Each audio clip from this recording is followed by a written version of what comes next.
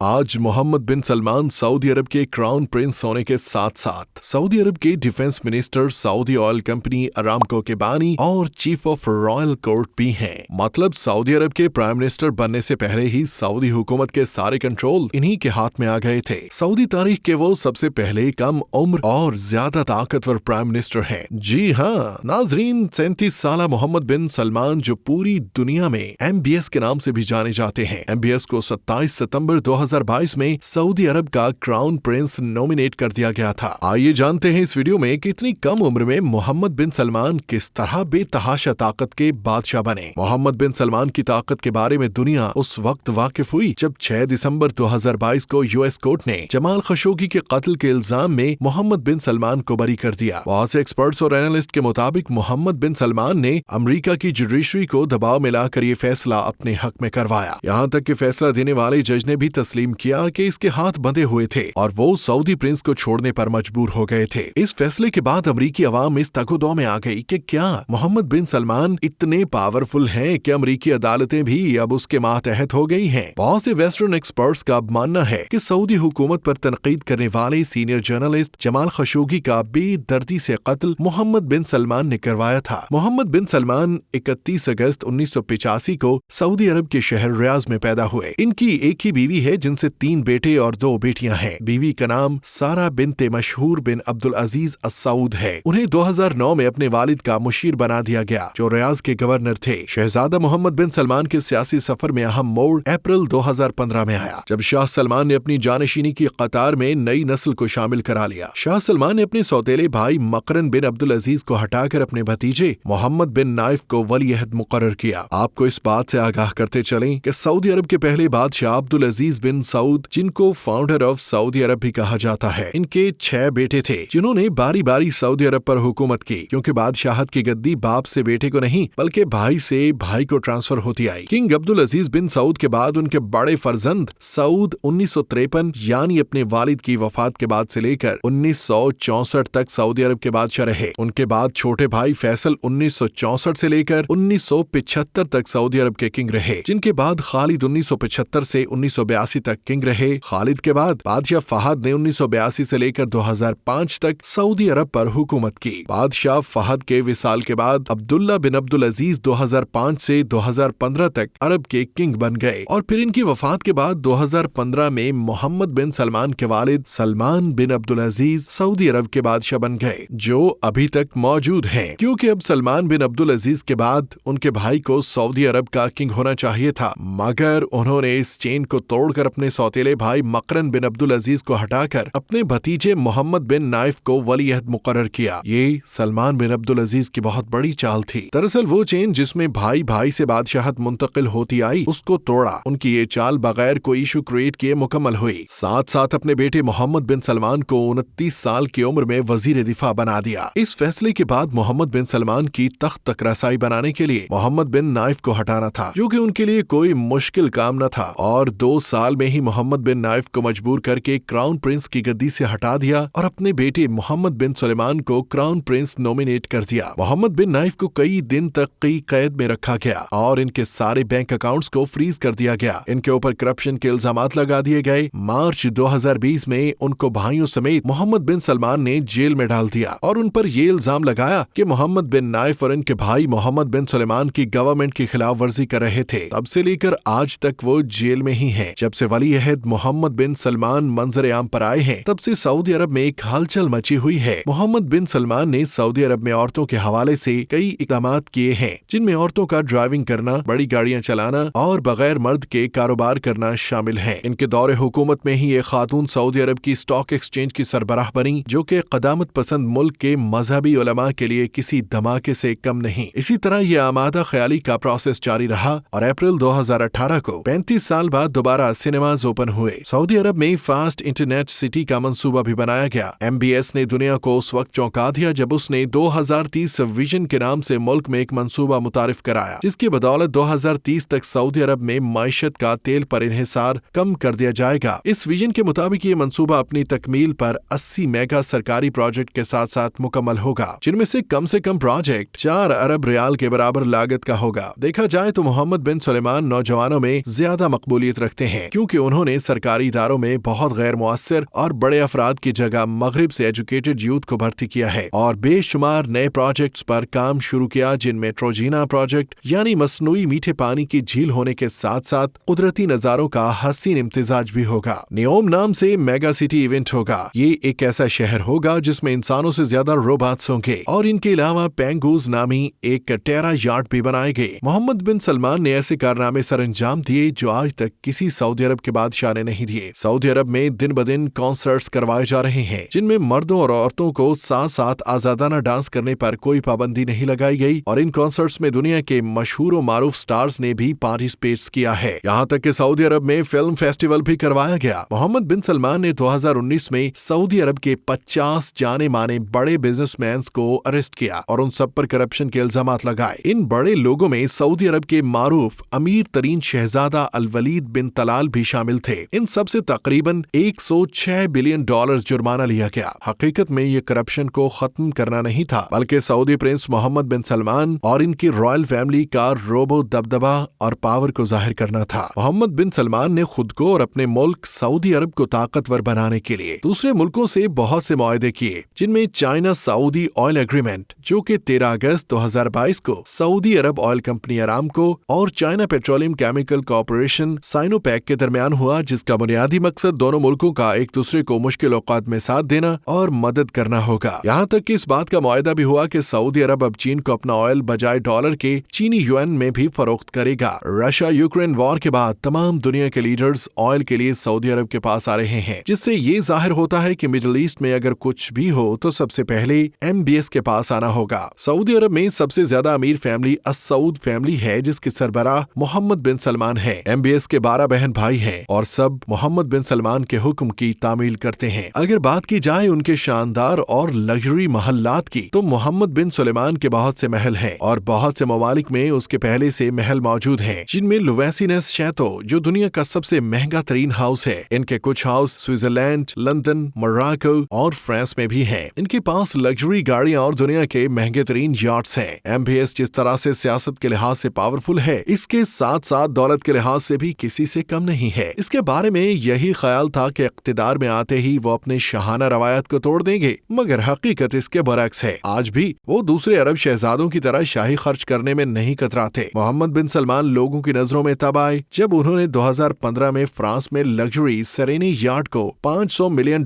में खरीद लिया और 2017 में सबसे मशहूर पेंटिंग को $450 मिलियन में खरीद लिया। कहा जाता है पेंटिंग बहुत मारूफ लियोनार्डो दा विंची ने बनाई थी। बात करें अगर सऊदी फ्यूचर प्लान की, तो सऊदी अरब आने वाले सालों में इस्लामी मुल्क कम और यूरोप ज्यादा नजर आएगा और सयाहों का मरकज होगा। आज की वीडियो के लिए इतना ही। आपको ये वीडियो कैसी लगी कमेंट सेक्शन में अपनी राय का इजहार जरूर करें और चैनल को सब्सक्राइब कर दें। शुक्रिया।